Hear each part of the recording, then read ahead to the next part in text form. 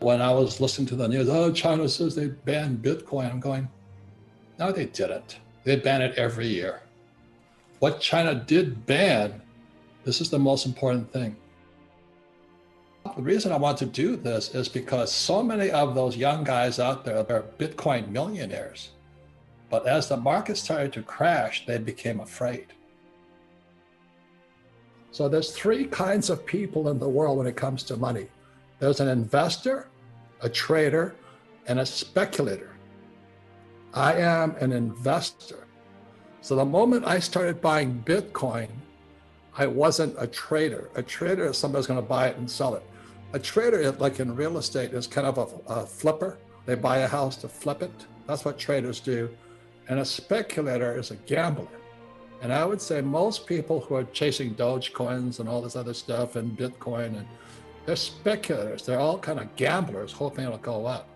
That's not what I do. We don't say one is right or wrong. We're just saying there's three different types of investors. So I am an investor. I understand trading. That's what Andy Tanner and all those guys teach, is how you can make money going up and make money coming down. It makes no difference. So when Bitcoin crashed, I made more money. You see, and the guys who are losing money right now is because you're not a trader, you're a speculator.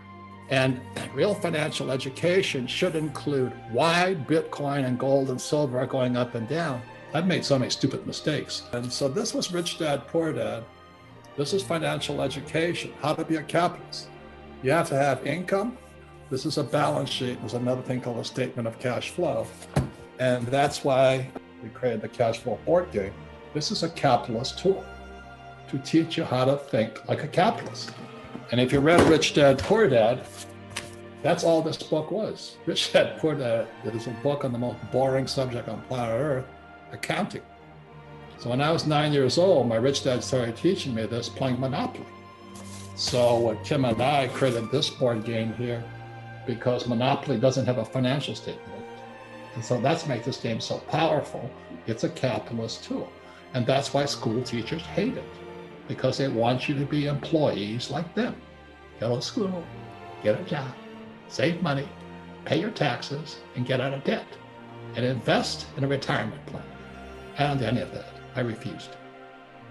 And most Bitcoin guys have the same bad attitude I have. But the problem is they're afraid of losing now because they don't know how to make it back. And that's why I said it here, that they think too small. All these multimillionaire crypto guys, we just got lucky because they're speculating. And now that it's crashing, you know, they're getting afraid because they don't know how to make it back. And what I'm saying is that with right financial education, it's infinite.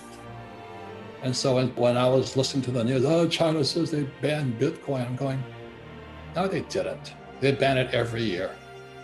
What China did ban, this is the most important thing. They allow the little guy to own Bitcoin or crypto. But the institutions cannot own Bitcoin. That's the most important point I want you to understand. It's institutions don't own Bitcoin. Like the central bank doesn't own Bitcoin, because Bitcoin goes against the central bank. So that's why it's the Fed, the European Central Bank, the Japanese Central Bank, Bank of England, they don't like crypto. That's important to understand. So they're going to do exactly as they did here. They're going to try and manipulate the crypto market. So it's going to go up and down.